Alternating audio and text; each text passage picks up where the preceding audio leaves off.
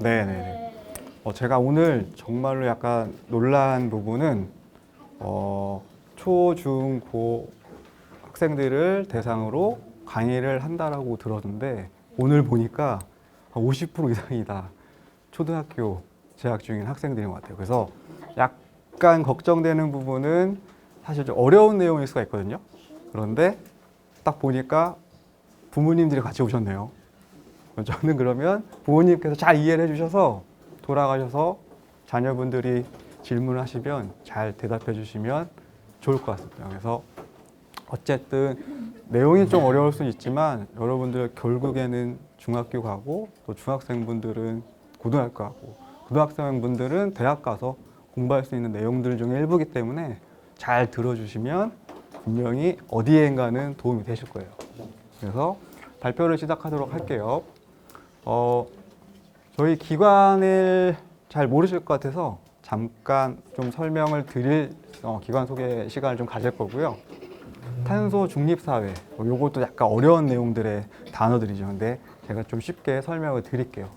태양광으로 전기를 만드는 게 태양전지인데 태양전지도 무기물과 유기물로 나뉩니다. 무기물, 유기물 잘 모르시는 분들도 있을 거라서 이 부분도 또 설명을 좀 잘 드릴게요.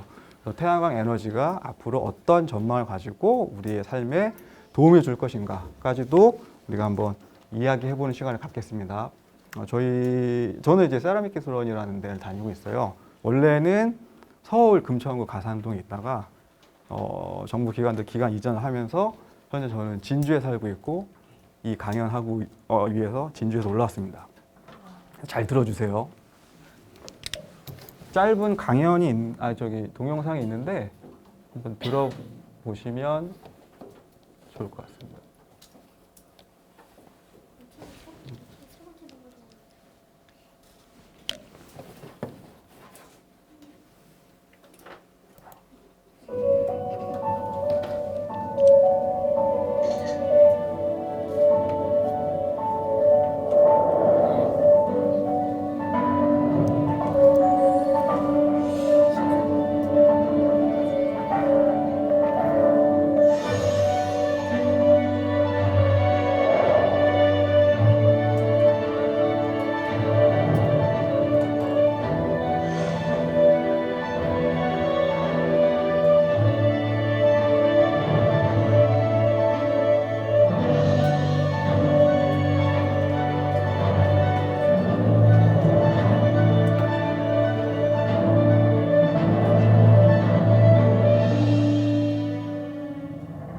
지금 우리는 모바일 시대를 견인한 스마트폰용 세라믹 소재, 우주 여행 시대를 연 초고온, 초단열 세라믹 소재, 무병장수 시대를 시대하는 바이오 세라믹 소재와 전기자동차 시대를 견인하는 2차 전지용 세라믹 소재까지 세상을 변화시키는 혁신 소재 세라믹을 뜨거운 열정과 지치지 않는 노력으로 개발하고 있습니다. 2차 전지가 전기차 시대에 맞이하면서 크게 주목받고 있습니다. 전기차 주행 거리를 20% 이상 늘릴 수 있는 초격차 세라믹 전지를 개발하여 이를 통한 국민 안전과 편익 증진을 기원합니다. 한국 세라믹 기술원은 벤처기업에서 중소, 중견 및 대기업을 아우르는 기업 지원을 통해 세라믹 산업의 성장과 발전을 견인하는 데 앞장서고 있습니다. 이제 우리는 기후변화 대응을 위한 탄소 중립 실현과 국가전략 산업의 초격차 기술 확보를 위해 쉼없이 뛰어갈 것입니다. 앞으로의 100년을 위해 지난 100년을 넘어 미래 100년을 위해 당면하는 한국 세라믹 기술원이 되겠습니다.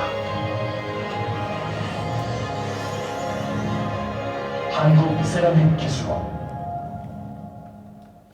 네, 여기까지고요. 저는 지금 유무기 반도체 연구실을 지금 꾸려 나가고 있습니다. 그래서 박사과정생들 한 명을 없지만 석사과정 5명, 그리고 졸업생들도 있고요. 졸업생들은 지금 대부분 다 대기업에 취업해서 이 관련된 연구들을 진행하고 있습니다. 자, 그럼 오늘 본격적으로 태양전지에 관한 내용들을 좀 드려보려고 해요. 그래서 2번 파트 말고 3번 파트에는 약간 좀 태양전지 원리에 대해서 설명을 드릴 수 있는 부분들이라서 약간 어려울 수 있는데 여기까지는 좀 괜찮을 것 같습니다. 제목은 탄소 중립 사회와 태양전지예요. 그 혹시 여러분들 탄소가 뭔지 아실까요? 탄소?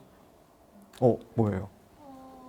연수지표에서 6번 원소고 원자력이 12예요. 자연의 방. 저는 오늘 강연을 이 앞에 있는 친구를 보고 계속 하도록 하겠습니다. 굉장히 얘기를 잘해서 제가 더 이상 설명을 드릴 게 없는데 탄소는 산소, 그리고 수소, 질소와 함께 우리 몸을 구성하는 가장 중요한 원소질 중에 하나예요. 그런데 이 중요한 원소인 탄소가 굉장히 요즘에 문제를 일으키고 있습니다. 왜냐하면 우리가 지금 전기를 만드는 데 쓰는 그런 발전을 현재 대부분이 석유, 석탄 같은 화석 연료 쓰고 있어요. 이게 문제가 아니라 이것들을 연소할 때 발생되는 CO2라고 하는 온실가스가 문제입니다. 그래서 현재 지금 보시는 바와 같이 30년 전에 그 유럽의 지붕이라고 얘기하는 융프라요 위에 만년설이 현재 엄청 많이 녹아있는 사진을 볼 수가 있죠. 녹음의 문제가 아니고 이 녹은 이 눈이 바다로 흘러 들어가게 됩니다. 또한 온실가스, CO2가 이제 온실가스인데 온실가스가 많아지게 되면 날이 더워지고 지구가 더워지니까 바닷물이 뜨거워져요. 온도가 올라가기 때문에 물의 부피가 팽창을 하겠죠. 그래서 이렇게 빙하나 만년설이 녹아서 해수면이 높아지는 부분도 있고 온도가 더워지니까 물이 증발하기 직전까지 막 뜨거워져서 부피가 올라가서 해수면이 올라가는 문제가 있어요. 해수면이 올라가는 게 뭐가 문제냐? 우리의 인류의 생존과 되게 큰 관련이 있습니다. 보시는 바와 같이 지금처럼 이런 속도로 계속 지구의 온난화가 진행이 되면 2100년도에 몰디브가 사라질 수도 있다라고 예측을 하고 있어요. 그 우리나라는 괜찮을까요? 우리나라도 그만큼의 해수면이 올라간다고 가정했었을 때 여의도 면적의 한 173배 정도의 면적이 줄어들게 될 거고 이에 따른 이재민은 약 한 3만 8천 명 정도 됩니다. 점점점 더 뜨거워지면 우리가 살 수 있는 공간이 줄어들 거고 지금 같은 도시들의 대부분은 잠길 거예요. 이런 것들이 이제 문제가 됩니다. 그래서 탄소를 발생시켜서 CO2를 만드는 건 어쩔 수 없어요. 그러면 그 탄소를 덜 만들게 그러니까 그 온실가스를 덜 만드는 방법들을 우리가 찾아내야 될 겁니다. 아니면 만들어진 CO2 이산화탄소를 소비하는 방식으로 발전을 해나가면 돼요. 그래서 다양한 방법들로 전 세계에 있는 탄소를 줄여보자라고 하는 움직임들이 있는데 그 중에서 뭐 3개 정도 있지만 오늘은 RE100이라는 것을 한번 설명을 드려볼게요. RE100이라는 거는 Renewable Energy 100%라는 뜻이에요. 이게 무슨 얘기냐면 우리가 어떤 물건을 만들 때 전기를 쓸 수밖에 없겠죠. 전기를 쓸 수밖에 없는데 그 만드는 전기를 재생에너지를 이용해서 100% 이용해서 만들자.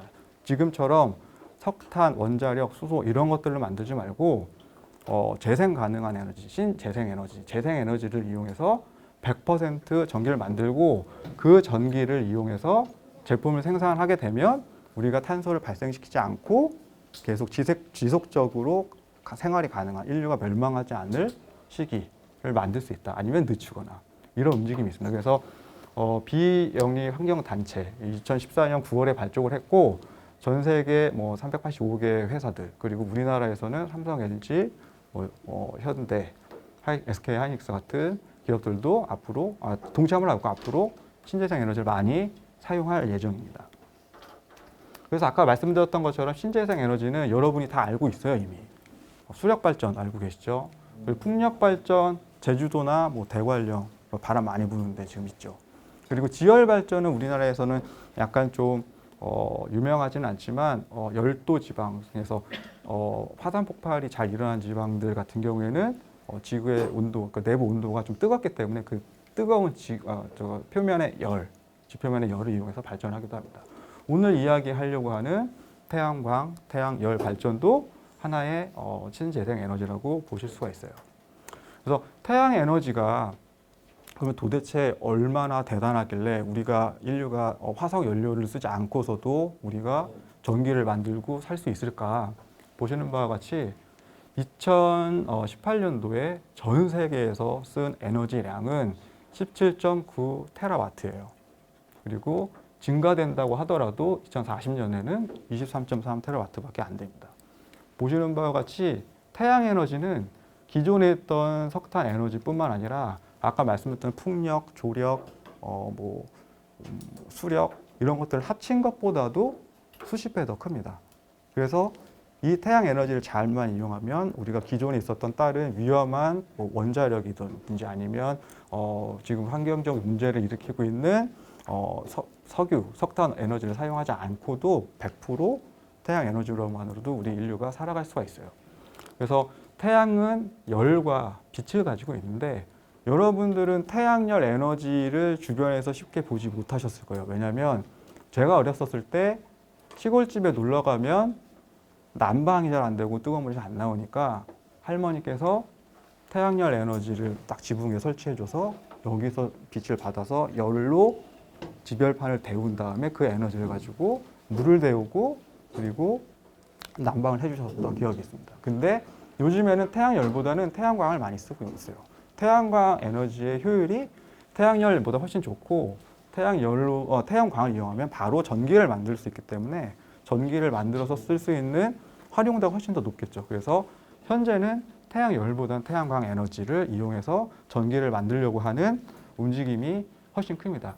요거는 가볍게 보실 수 있는 지도인데요. 지구에서 들어오는 태양이 각 나라별로 얼마만큼씩 들어가는지를 지도로 표현한 것입니다. 빨간 부분이 이제 태양광 에너지를 많이 받는 부분, 그리고 나머지 부분, 약간 색깔이 옅을수록 덜 받는 지역이에요.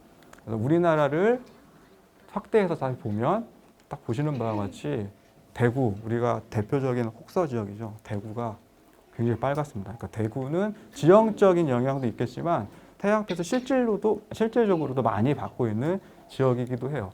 그래서 우리나라의 태양광 발전소는 현재 한 10만여 개 정도 있고 발전 용량은 21,704메가와트 정도 됩니다. 근데 안타깝게도 우리나라의 신재생 에너지의 기존 에너지 대체율은 2몇 %밖에 안 돼요. 그러니까 전 세계적으로 한 10%를 상회하고 있고 그리고 이탈리아가 18% 정도 되는 데에 비해서 굉장히 낮습니다. 지금 우리나라는 아무래도 화력 발전과 원자력에 대한 의존도가 높기 때문에 태양광 발전에 대한 그 이슈는 아직 크진 않고 있어요. 그래서 도입부로서 우리가 왜 태양전지를 사용해야 되고 태양전지에 우리가 생활 속에 이용할 수 있는 가능성이 어느 정도 있다라는 것을 보여드렸는데 지금부터는 태양광을 받아서 어떻게 전기를 만드느냐에 대해서 설명을 드리려고 해요. 근데 이게 초등학교 학생들한테는 좀 어려울 수도 있습니다. 제가 최대한 쉽게 설명을 해 드릴 테니까 궁금한 점을 적어줬다가 이따가 질문을 해주시면 될 것 같아요. 제목은 태양광을 전기로 그리고 무기, 유기 이렇게 얘기를 하고 있습니다. 태양전지는 그냥 쉽게 얘기했을 때 솔라셀이라고 얘기해요. 한 번씩은 다 들어보신 적이 있을 것 같아요. 근데 어원적으로 표현을 해보자면 포토, 빛과 그 볼테익스, 전기, 포토볼테익스라고 해서 빛을 이용해서 전기를 만드는 장치라고 얘기를 할 수가 있어요. 아까 말씀드렸던 유기, 무기 이렇게 표현했죠. 자, 그러면 우리 앞에 있는 학생 유기와 무기의 차이점을 혹시 아나요?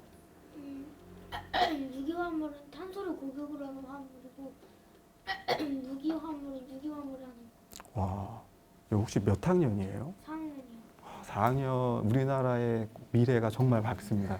제가 설명을 드리려고 했던 부분을 정확히 말씀드렸어요. 아까 저희가 계속 탄소 얘기를 했죠. 탄소를 기본으로 하고 있는, 탄소를 포함하고 있는 물질을 유기물이라고 하고 그리고 무기물은 탄소 없는 물질들을 무기물이라고 합니다. 그래서 태양전지는 크게 실리콘과 화합물 반도체라고 하는 그런 무기물 태양전지가 있고 오늘 얘기하려고 하는 유기 태양전지, 유기물을 기반으로 한 유기 태양전지가 있어요. 뭐 화합물 반도체를 이용한 태양전지는 오늘은 약간 좀 벗어난 부분이라서 설명을 안 드리려고 하고요. 우리가 지금 사용하고 있는 실리콘 태양전지에 대해서는 이해를 해야 유기 태양전지에 대해서 이해할 수 있기 때문에 실리콘 태양전지의 원리를 이해를 좀 시켜드리고 유기 태양전지로 넘어가 볼게요. 지금 저희가 사용하고 있는 태양전지는 이렇게 거먹게 생긴 단결정 실리콘을 이용한 태양전지와 푸른색을 띠는 태양전지 있어요. 아까 영상을 유심히 보셨다고 하면 저희 원에도 옥상에는 푸른색 빛이 나는 태양전지를 쭉 깔아놓고 있습니다. 그래서 여러분들 오늘 수업을 듣고 돌아가시거나 내일쯤 보시면 굉장히 많은 곳들, 아파트 지붕, 그리고 주차장, 그리고 고속도로를 타고 외곽으로 갔을 때 산 중턱들에 태양전지들이 엄청나게 깔려있는 것들을 볼 수가 있어요. 대부분은 요 다결정 실리콘을 사용합니다. 단결정은 만드는데 되게 비싸기 때문에 비싼 만큼 효율은 좋지만 그 효율만큼 생산 설치 비용이 단가를 뽑는데 좀 오래 걸리거든요. 그래서 요즘에는 대부분 다결정 실리콘 태양전지 푸른색 나는 거 태양전지를 많이 쓰고 있어요. 그리고 유기 태양전지는 또 이따 설명을 드리겠지만 유기물을 기반으로 한 태양전지가 되겠습니다. 그래서 태양전지의 역사를 보면 1839년도에 그 프랑스의 물리학자인 베크렐이 광전 효과라는 것을 발견하게 돼요. 쉽게 얘기했을 때 빛을 받아서 그러니까 전기가 나오는 그 빛을 줬는데 어떤 물질 속에서 어떤 시스템 속에서 전기가 발생되는 것을 알아내는 현상, 광전 현상을 알아내게 되죠. 그러고 나서 1883년도에는 미국의 과학자 찰스 프리츠라는 사람이 실질적으로 요즘의 모습과 비슷한 아직은 이쪽에 남아있지만 그래도 이렇게 액체 전해질 쓰고 이런 게 아닌 고체 전해질 사용해서 방막으로 만든 태양전지를 만들게 됩니다. 근데 아이러니하게도 1921년도에 광전 효과를 잘 설명했다는 이유로 여러분들이 알고 계신 아인슈타인이 노벨상을 받게 돼요.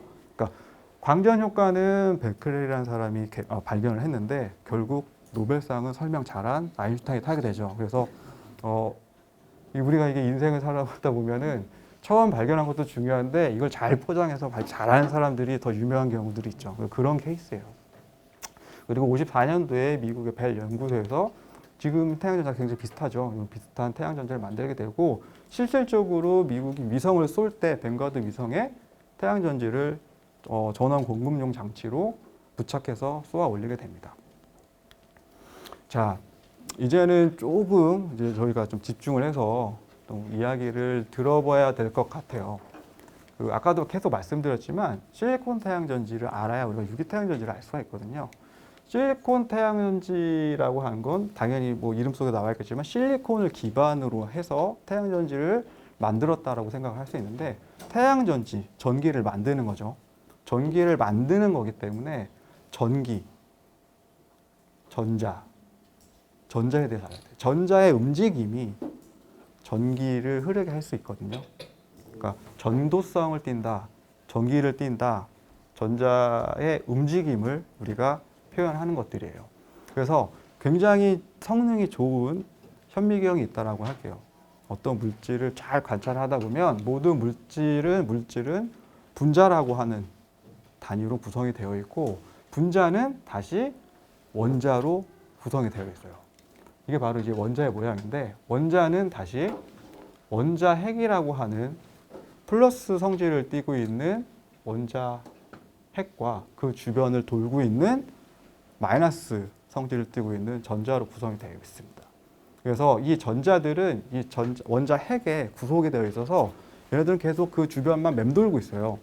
마치 태양 중심으로 지구가 돌고 있는 것 아니면 지구를 중심으로 달이 우리 지구 주위를 돌고 있는 것처럼 전자는 원자핵 주변을 계속 돌고 있습니다.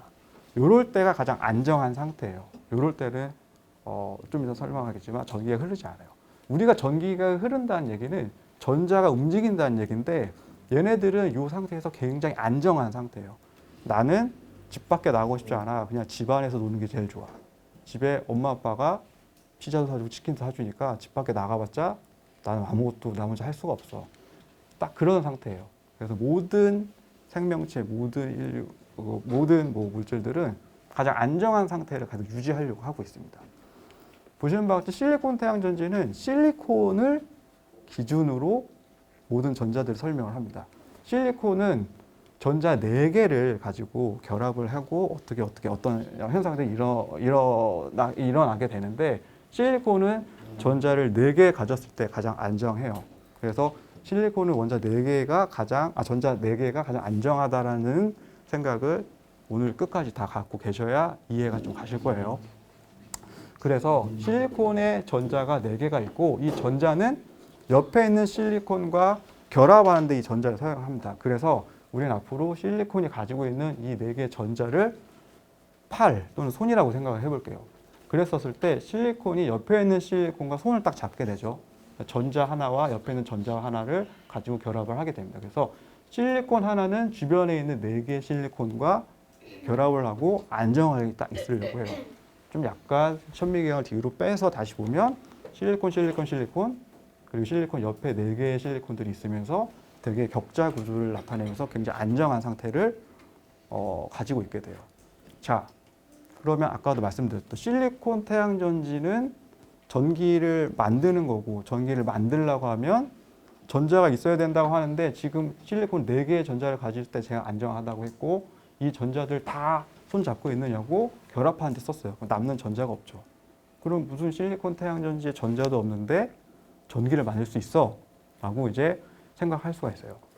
이렇게 전자가 없어서 어떤 외부에서 힘을 주더라도 꼼짝하지 않는, 전자가 움직이지 않는 상태를 부도체라고 해요.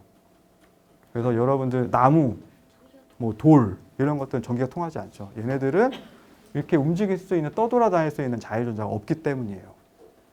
반대로 그러면 도체라고 하는 금속은 어떤 물질일까요? 원자핵이 있는데, 원자핵이 있는데 이 전자들은 완전 자유분방한 놈들이에요. 전자에 플러스를 띄고 있는 원자핵에 구속되지 않고 그냥 부모님이 야 집에 있어. 저는 친구들이랑 나가 놀래요. 하고 그냥 허락도 안 받고 그냥 막 집 밖으로 나가서 친구들이랑 놀다가 들어오지도 않아요. 어디 가서 가출을 해버리는 거죠. 그래서 금속 같은 경우에는 전자의 구속력이 낮기 때문에 전자들이 마음대로 돌아다닐 수 있어서 전기 전도도가 엄청 높은 거예요. 자, 그러면 부도체 얘기를 했으면 또 여러분도 잘 알고 있죠. 그럼 반도체는 뭐예요? 반도체를 지금부터 좀 설명해 드릴게요. 실리콘은 4개의 전자를 가지고 있을 때 가장 안정하다고 말씀을 드렸죠.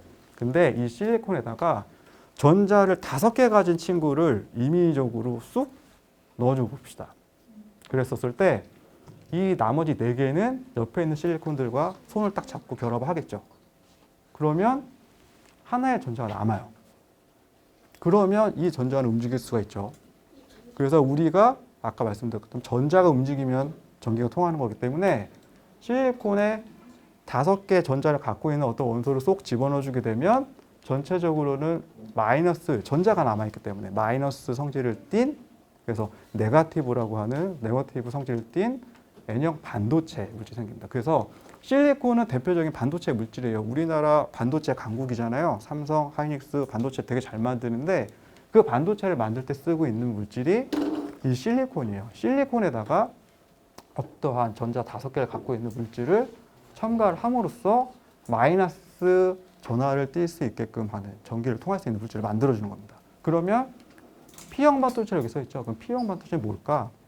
전자 5개가 아니라 하나 부족한 3개 있는 어떤 물질들을 딱 넣어주는 거예요. 그러면 실리콘이 3개가 딱 결합하고 하나가 남겠죠. 얘가 지금 자리가 없으니까.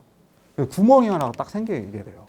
그래서 우리는 이거를 전공이라고 표현을 하는데, 제가 이번에 저도 원래 학교 다니면서 전공이라는 표현을 썼었거든요. 그렇게 배웠고. 근데 찾아보다 보니까 이 전공이 일본식 표현이라고 하더라고요. 그래서 양을 띠는 구멍이라고 해서 양공이라고 부른다고 합니다. 그래서 지금 고등학생분들 계셔서 그 찾아보니까 고등학교 물리에도 전자 전공, 그러니까 양공이라는 표현이 있다고 하더라고요. 완전 놀랬거든요. 저는 제 시대 때 안 배웠던 것 같은데. 그래서 이렇게 빈 자리를 플러스를 띄고 있는 공간, 구멍이라고 해서 그러니까 양공이라고 불립니다. 근데 보시면 이거 비어가지고 구멍이 뚫린 건 알겠는데 얘가 전자가 움직여야지 아까 전기가 통한다고 했잖아요 라고 질문을 하실 수가 있어요. 맞습니다. 근데 이 빈 공간에 원래 아까도 말씀드린 4개의 결합을 해서 안정하게 있으려고 하잖아요. 얘가 이렇게 놔두니 가만히 있는 게 아니라 옆에 있는 실리콘의 전자를 쏙 받아들입니다. 그래서 4개로 딱 채워주게 돼요. 그래서 전자가 결국 이 전공을 채우려고 움직이잖아요. 그래서 결국 플러스를 띠고 있는 전공이 있다 할지라도 실질적으로 전자가 움직이는 모습을 보이기 때문에 얘도 전기가 통하게 됩니다. 다만 얘는 전자 5개 중에 남는 전자가 있어서 마이너스 차지를 띠고 마이너스의 특성을 띠고 있고 얘는 전자가 하나 없어서 상대적으로 플러스의 성질을 띠고 있는데 결국 움직이는 건 전자가 움직이는 거다 똑같다. 그래서 우리가 얘기하고 있는 태양 전지는 이 N형 반도체랑 P형 반도체가 딱 접합되어 있는 상태로 구동을 할 수 있게 됩니다. 자, 여기까지는 어느 정도 이해를 하신 것 같아요. 그래서 다음 슬라이드로 넘어가 볼게요. 태양전지가 실질적으로 움직이는 원리에 대해서 한번 설명을 드려볼게요. 그래서 지금 뒤에 이거 그림 잘 보이시나요? 약간 색이 좀 흐려가지고 잘 보이시는지 모르겠는데, 자, 우리는 이제 N형 반도체 그리고 P형 반도체에 대해서 이해를 했죠. 자, 그래서 아까 말씀드렸던 것처럼 실리콘에다가 5개의 전자를 가지고 있는 어떤 원소를 딱 집어넣었을 때 전자 하나가 생긴다고 했어요. 그래서 이 그림은 지금 이 전자가 12개거든요. 이렇게 우리가 이제 몇 개를 딱 집어넣겠다라고 실질적으로 공정에서는 할 수는 없어요. 하지만 우리는 임의적으로 설명하는 상황이니까 5개의 전자를 갖고 있는 어떤 원소를 12개 집어넣었다고 칩시다. 그러면 전자가 12개가 생기겠죠. 그리고 3개를 가지고 있는 전자를 갖고 있는 원소를 또 12개를 집어넣었다고 생각합시다. 그러면 마이너스가 하나씩 비니까 플러스로 돼서 플러스의 이 양공이 12개가 생길 겁니다. 이 상태가 아무런 변화가, 그러니까 아무런 우리가 이 N형 반도체와 P형 반도체를 해주지 않은 상태예요. 그거를 태양전지를 만들기 위해서 딱 붙여요. 붙이게 되면 이런 상태가 되는데 이 상태가 어떤 상태냐면 전자들이 약간 좀 가볍고 애들이 좀 촐싹돼요. 붙어 있으면 그냥 가만히 있으면 되는데 마이너스랑 플러스는 서로 이렇게 끌어당기는 힘이 있겠죠. 얘네들이 N형 반도체에 있는 이 전자들이 그냥 막 신나가지고 P형 반도체 쪽으로 확 넘어가 버립니다. 넘어가게 되니까 플러스랑 마이너스가 이렇게 만나게 되겠죠. 이렇게 플러스랑 그러니까 플러스랑 마이너스, 그러니까 전자와 양공이 만나고 있는 이 상태로 딱 존재를 하게 돼요. 그런 상태에서 세 번째 그림, 빛을 쫙 쬐주게 되면 이렇게 만났던 플러스랑 마이너스, 이 주황색 이 동그라미 사이에서 다시 전자가 바깥으로 튀어나오게 됩니다. 그게 아까 말씀드렸던 광전 효과예요. 노벨상을 받은 광전 효과. 아까 그리고 전 슬라이드에서 보여드렸던 것처럼 원자 핵과 전자는 그 전자들이 그 플러스 사이를 이렇게 돌고 있다고 했잖아요. 아무런 힘을 주지 않았을 때는 그냥 걔네들끼리 계속 돌고 있어요. 근데 태양빛이랑 태양 에너지라는 것을 딱 쬐어주면 어느 정도의 에너지를 팍 받으면서 얘네 둘 사이에 보이지 않는 끈으로 묶여 있었던 이 상황에서 그 선이 딱 끊어지면서 전자가 탁 튀어나가게 되거든요. 그게 바로 이제 광전 효과인데 여기서 플러스랑 마이너스, 그러니까 전공과 전자가 같이 지네들이 좋다고 막 가가지고 딱 붙어 있었던 이 상태에서 태양의 에너지를 빡 줘. 야, 헤어져. 네 떨어져 있어. 라고 하니까 네 하면서 엄청 얘가 힘이 세서 우리들이 아무리 안 떨어지려고 하더라도 그 힘을 태양 에너지를 이길 수 없어서 강제적으로 분리가 됩니다. 그런 상태가 이제 광전 효과의 상태가 되죠. 그래서 만나 있던 데에서 다시 전자들이 푸르륵 튀어나오게 되면서 전자들은 다시 원래 있었던 자리로 돌아가게 되고 전공들은 그 자리에 남아있게 돼요. 그래서 전자가 갈 데가 없으니까 그러면 외부 회로를 통해서 저쪽을 한 바퀴 돌아보자 라고 생각하고 이 회선 도선을 타고 지나가면서 빛을 만들게 되죠. 이 설명을 애니메이션으로 표현해 봤어요.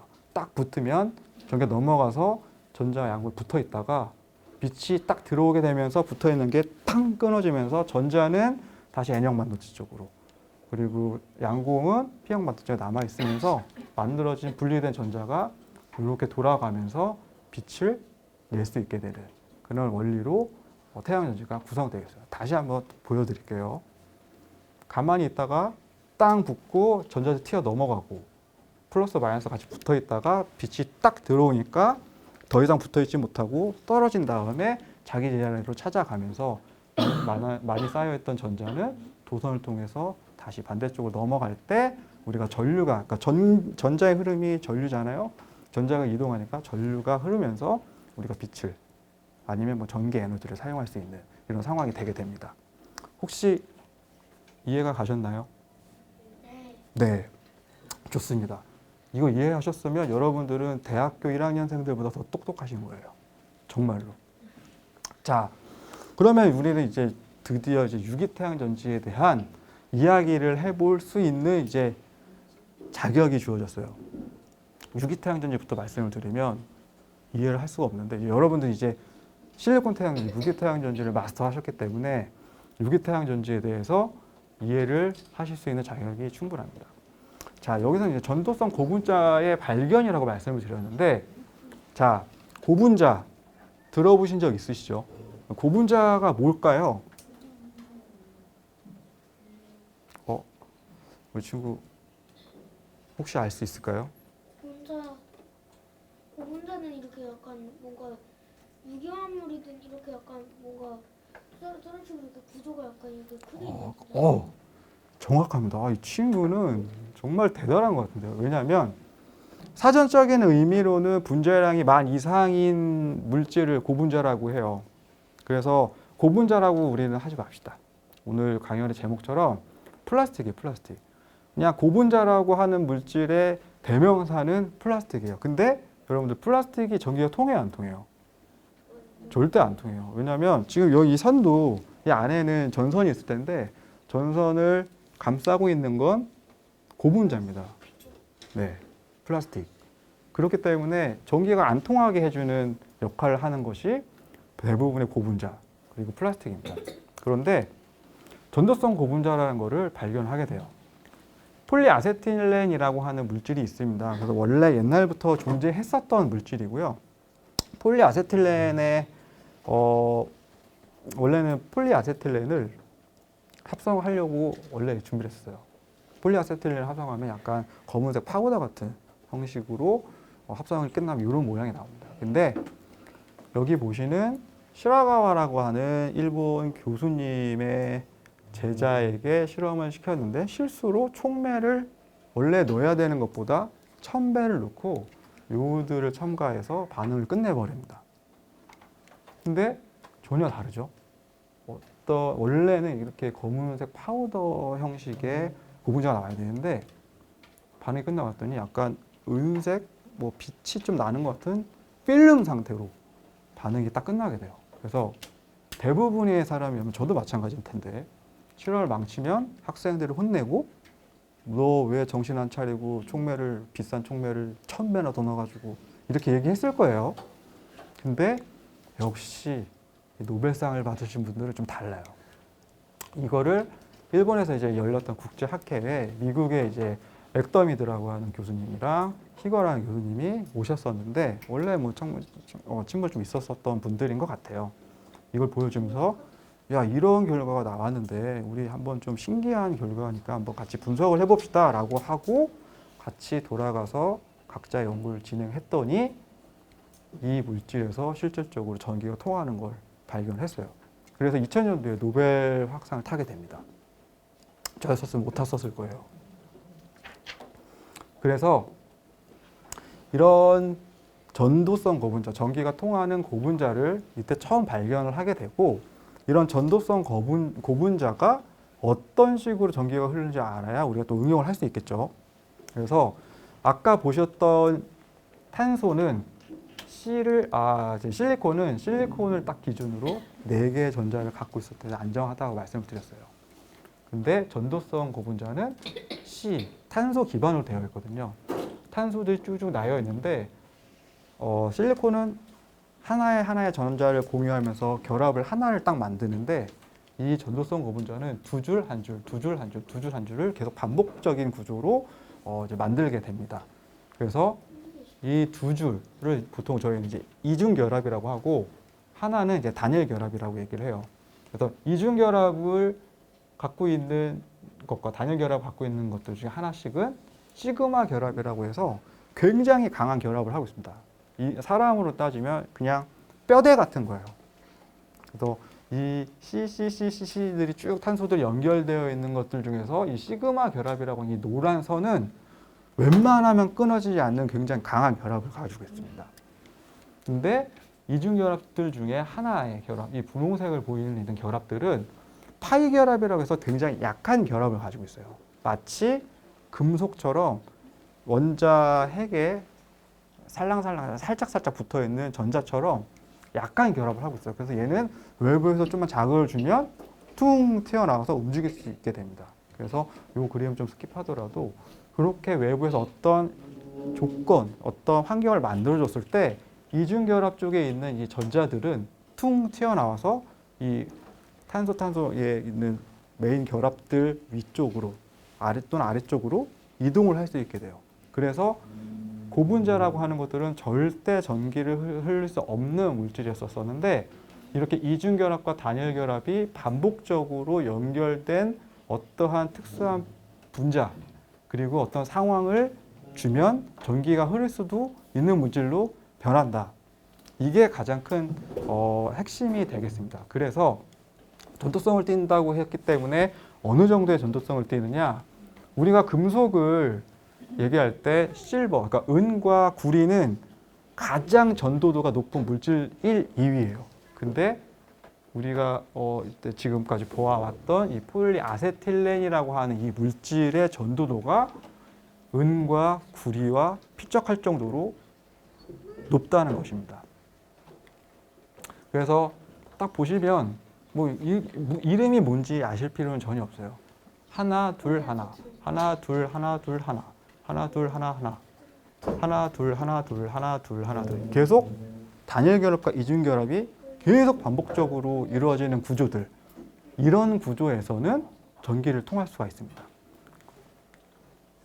그래서 유기태양전지를 이런 전도성 고분자를 이용해서 만들게 되는데 그 뒤에 다음 장에 이제 원리를 설명드리겠지만 그러면 왜 유기태양전지를 우리가 연구를 해야 되는가에 대해서 설명 좀 드려볼게요. 머리카락의 두께는 약 20마이크로 정도입니다. 사람에 따라서 그리고 연령에 따라서 두께는 좀 다를 수는 있겠죠. 근데 유기태양전지는 0.2 마이크로미터예요. 약 머리카락보다 100배 정도 얇게 만들 수가 있습니다.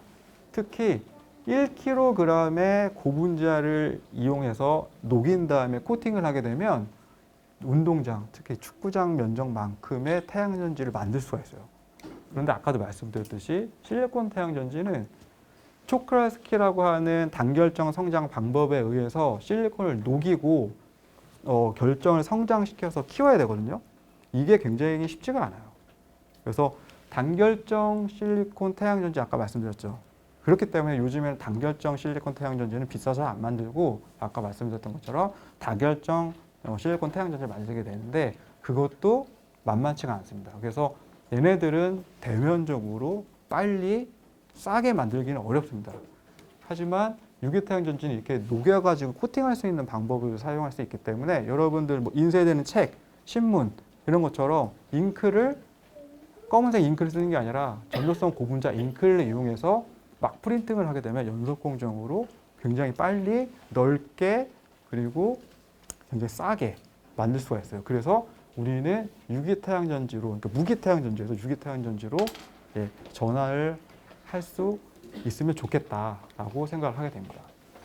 약간 어려운 얘기를 할 텐데요. 이게 이제 마지막이에요. 여기까지만 이해하시면 여러분들은 태양전지 박사가 되시는 거예요. 아까 말씀드렸던 것처럼 실리콘 태양전지는 그러니까 플러스를 띠고 있는 P타입 반도체 그리고 마이너스 성질을 띠고 있는 N타입 반도체를 접했었을 때 접한 면에 플러스 그러니까 전공과 그러니까 양공과 전자가 만난 다음에 빛이 딱 들어오면 얘네들이 분리가 돼서 전극을 쫄래쫄래 이동해서 회로를 타고 가기 때문에 전기가 흐른다고 말씀드렸죠. 유기태양전지는 약간 다릅니다. 유기태양전지는 아까 말씀드렸던 전도성 고분자로 표현되는 도너, 그러니까 전자를 주는 물질이에요. 얘네들은 전자를 주고 받는 걸로 이제 전기를 만들게 되는데 전자주계라고 하는 이 도너 물질에서 빛이 딱 들어오게 되면 여기서 양공과 전자가 생기게 됩니다. 그러니까 여기 그 억셉터라고 하는 전자 밖에에서는 그런 현상이 전혀 일어나지 않아요. 전자주계라고 하는 전도성 고분자에서 빛을 땅 주게 되면 양공과 전자가 생기고 얘네들이 이 전자 밖에라고 하는 억셉터 쪽으로 쫄래쫄래 움직이다가 이 계면에서 전극적으로 쭉 분리되면서 전기를 만들어내는 역할을 하게 됩니다. 그래서 보통 실리콘 태양전지는 이쪽 계면에서 일어나는 일들이 굉장히 중요하고 유기태양전지는 전자를 줄 수 있는 도너라고 하는 전자주계라고 하는 이 고분자 물질에서 일어나는 현상이 되게 중요해요. 그게 가장 큰 차이가 됩니다. 그래서 유기태양전지를 처음 만들었을 때 실리콘 태양전지랑 똑같이 이렇게 한 층 깔아주고 한 층 깔아줘서 이렇게 두 개가 접합한 형태로 만들어줬어요. 그랬더니 무슨 문제가 생기냐면 아까도 말씀드렸던 것처럼 전자랑 전공, 양공이 이쯤에서 생겨서 이 계면까지 쫄래쫄래 움직인 다음에 계면에서 쫙 분리가 돼야 되는데 전도성 고분자의 전도도가 아무리 높다 할지라도 실리콘 태양전지 같은 무기물보다는 훨씬 낮을 수밖에 없어요. 그래서 얘네들이 전자와 양공이 만나서 계면까지 이동을 해야 되는데 너무 힘든 거예요. 그러니까 고속도로에 그냥 차 타고 쑥 가가지고 휴게소에 만나가지고 야 이제 헤어지자 딱 하면 되는데 걸어서 산길 막 건너고 물 건너고 이렇게 가서 결국 도착해야 되는데 얘네들이 지쳐버리는 거죠. 중간에 지쳐서 야 그냥 우리 분리되지 말고 합쳐서 살자 이렇게 되는 거예요. 그래서 효율이 굉장히 낮아요. 빛이 들어와서 전기를 얼마만큼 만들어내느냐가 굉장히 중요하거든요. 태양전지 효율을 결정하는데 빛이 들어와서 플러스 마이너스 전화를 딱 되게 만들어놨는데 얘네들이 가다가 분리가 되지 않고 그냥 나 안 할래 중도 포기해버리는 거예요. 그러면 이제 빛이 들어왔는데 일을 못하고 나니까 효율이 굉장히 낮게 되죠. 그래서 이런 현상을 개선하기 위해서 도너, 전자주계 물질과 억셉터, 전자 밖의 물질 두 개를 섞은 다음에 한꺼번에 그냥 코팅을 해봤었어요. 그랬더니 얘네들이 완벽하게 섞이지 않기 때문에 이게 뭐 약간 좀 어려운 말이지만 상분리가 일어나거든요. 그래서 원래는 딱 요 계면 전자주계와 전자 밖의 사이에서만 얘가 분리가 되는 현상이 일어났는데 이렇게 빨갛고 파란 부분이 전자주계 밖이거든요.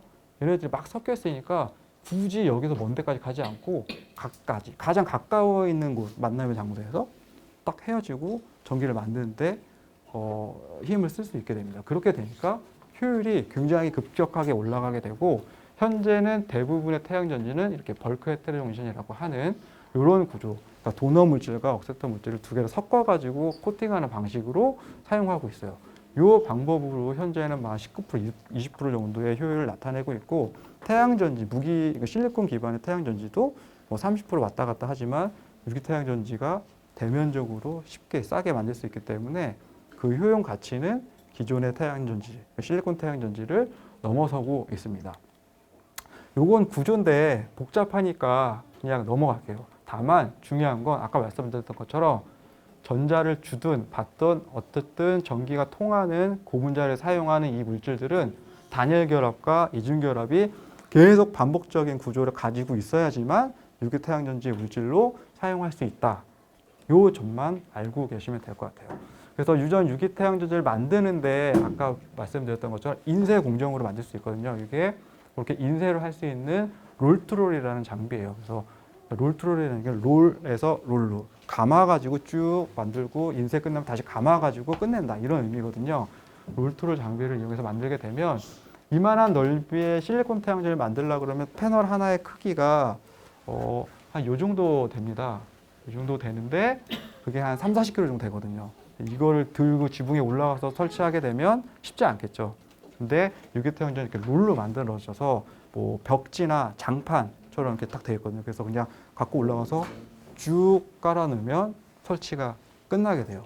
그래서 굉장히 쉽고 간편하게 설치까지 할 수 있어서 향후에는 이런 유기태양 전지를 이용해서 전기를 만드는 일이 굉장히 빈번할 거라고 예상을 하고 있어요.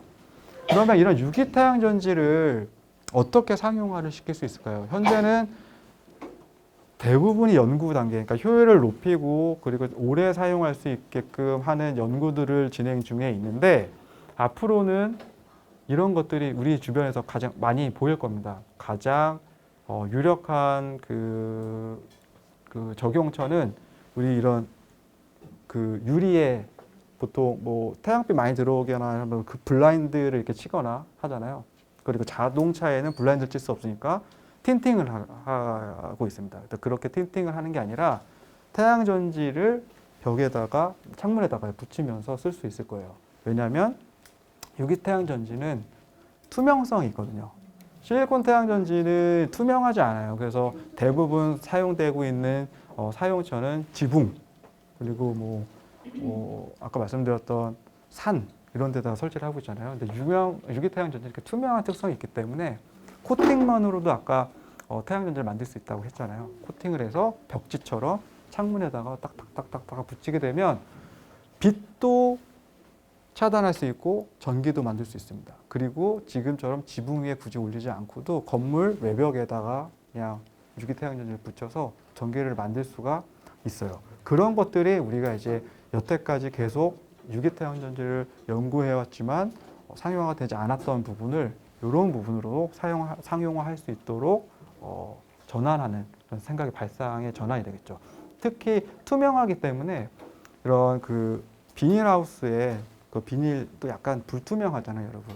보시면 약간 우윳빛 나는 그런 재질로 되어 있는데 그 천장을 유기태양 전지로 바꾸게 되더라도 식물이 자라는데 전혀 문제가 없어요. 그러니까 투명하지 않아서 빛이 못 들어오면 식물이 못 자라겠죠. 근데 식물도 그냥 없는 상태랑 비슷하게 자라게 되고 전기도 만들 수 있으니까 일석이조가 되겠죠. 그래서 이런 식으로 계속 발전을 해 나갈 겁니다. 요거는 이제 제가 연구했었던 내용 중에 하나인데 유기태양 전지는 정말 얇게 만들 수 있어요. 여러분 집에서 사용하고 있는 랩 있잖아요. 랩보다도 얇은 기판에다가 태양 전지를 만들게 되면 엄청 얇게 만들 수 있기 때문에 이런 식으로 막 이렇게 늘었다 폈다 줄었다 하더라도 특성을 계속 유지하면서라도 할 수 있습니다. 그러면 이런 걸 어디다가 쓸 것이냐? 요거 약간 혹시 이런 거 피 이런 거 못 보시는 분들이 있나요?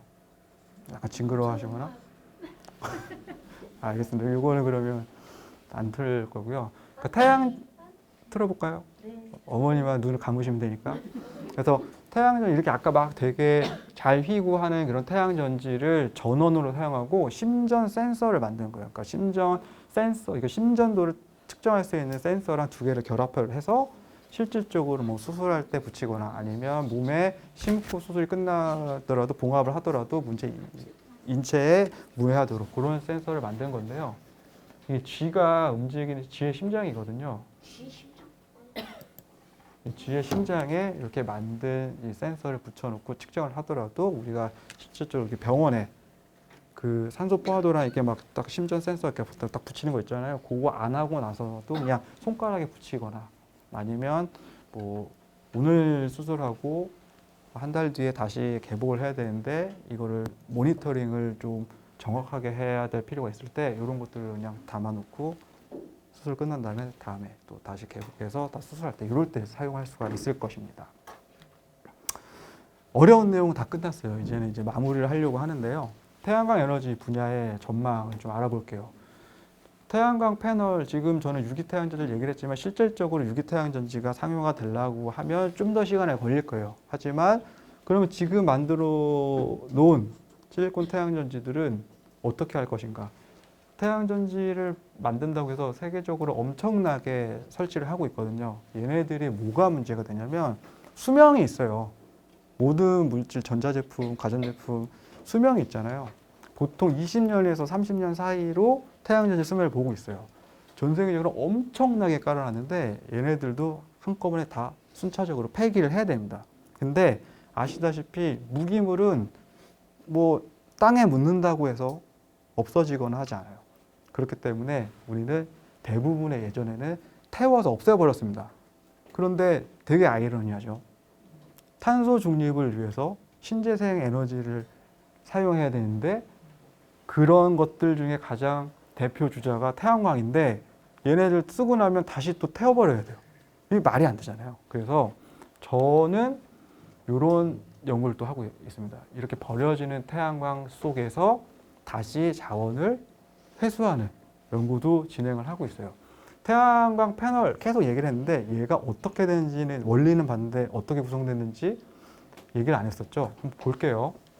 알루미늄 프레임이 있습니다. 지금 이렇게 딱 그 칠판에 옆에 이렇게 테두리 있는 것처럼 보호를 하기 위한 태양 패널을 보호하기 위한 알루미늄 프레임이 있고요. 그리고 얘네들을 보호하기 위한 또 유리, 강화 유리가 덮여져 있어요. 그리고 이 강화 유리와 태양 전지를 딱 붙여놓기 위해서 EVA라고 하는 그러니까 뭐 고분자 필름이 또 들어가 있고요. 그리고 아래쪽에는 백시트라고 하는 거, 그리고 얘네들을 만든 전기를 모아가지고 또 딴 데 보내줘야 되겠죠. 그런 것들을 말하는 정션 박스라는 게 있습니다. 근데 태양광 패널을 우리가 재활용할 때 뭘 재활용을 할 수 있을까요? 알루미늄 프레임 할 수 있을 것 같고, 유리도 딱 분리해놓으면 할 수 있을 것 같고, 그리고 밀봉재 요게 좀 약간 문제예요. 요게 지금 잘 안 떨어지고 막 이래가지고 요거를 어떻게 할 것인지 고민 많이 하고 있는데, 어쨌든 밀봉재는 우리나라에서 생산이 안 됩니다. 그래서 전량 수입하는 거기 때문에 이것도 잘 활용할 수 있으면 좋겠다. 백시트도 마찬가지고요. 정션 박스 안에는 회로가 들어있기 때문에 뭐 구리도 있고 뭐 여러 가지 이제 금속들이 들어있습니다. 이런 것들 한번 회수해보자. 근데 다른 것들은 기존에도 뭐 태우기 전에 다 이렇게 분리해서 가져가시는 분들이 있었거든요. 태양전지 안에 있는 은과 실리콘을 우리가 다시 회수해보자라고 연구를 제가 하고 있습니다. 그래서 기존에는 아까 말씀드렸던 것처럼 막 프레임 뜯고 뭐하고 해서 뭐 이렇게 말씀을 드린 아니면 재활용 업자 분들이 뭐 가져갔었고요. 그 외에 이제 실리콘 쪽 부분은 그냥 태워서 없애버렸었는데 그거 다 스크랩 같은 거 이거 다 그냥 그 재활용 업체에 보내고 실리콘 패널을 녹여서 레이저를 땅 때려가지고 레이저를 맞은 물질들을 광환원이라는 원리를 통해서 실리콘과 은을 회수하는 연구를 진행 중에 있어요. 뮤직도는 되게 이쁘게 그려놨는데 레이저를 딱 맞으면 이렇게 분해돼서 은이 나온다. 이런 모습이고요. 실질적으로 얘네들을 녹인 다음에 레이저를 맞는 모습을 그냥 마지막으로 보여드릴게요.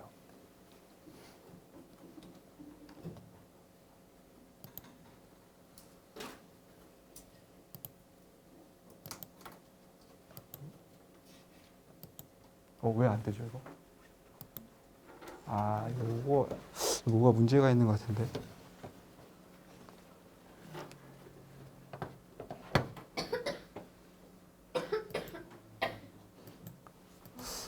예.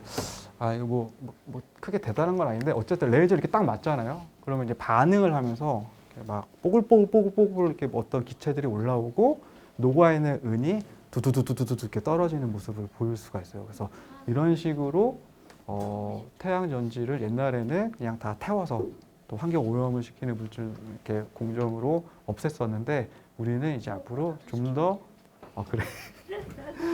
앞으로 이런 식으로 태양 전지 예전에는 버렸던 실리콘이랑 은을 더 회수해서 재활용을 하는데 도움을 줄 수 있겠다라고 하는 연구까지도 진행을 하게 됩니다. 신재생 에너지 분야에 대해서 이제 공부를 하게 되면 나중에 이제 어느 회사에 취업할 수 있을까 이런 것도 되게 중요하거든요. 지금 오늘 오신 초등학교, 중학교 분들은 약간 먼 얘기긴 하겠지만 대부분의 고등학생들 그리고 대학원생들, 대학생들은 이게 굉장히 이슈예요. 그래서 재생에너지 사업들로 갈 수 있는 학과 그리고 그 학과들을 졸업해서 취업할 수 있는 기업들, 연구소들이 이렇게 다양하다는 점 아시면 좋겠고요. 오늘의 발표는 여기까지 하도록 하겠습니다. 저희 원 지금 전경이고 뒤쪽에 또 건물 몇 동이 또 올라와 있어요. 근데 이건 약간 예전 사진이라서 그나마 이게 제일 깔끔하더라고요. 도로도 막 깨끗하고 이게 2015년도에 기간 이전했었을 때 첫 사진이라서 굉장히 깨끗해서 이 이미지를 가지고 왔습니다. 긴 시간 동안 어려운 얘기를 나눴는데 정말로 제 생각보다도 잘 따라와 주시고 그리고 정말 이해를 하신 것 같은 느낌이 들어서 되게 보람됐던 강연이었던 것 같습니다. 여러분 수고 많으셨습니다.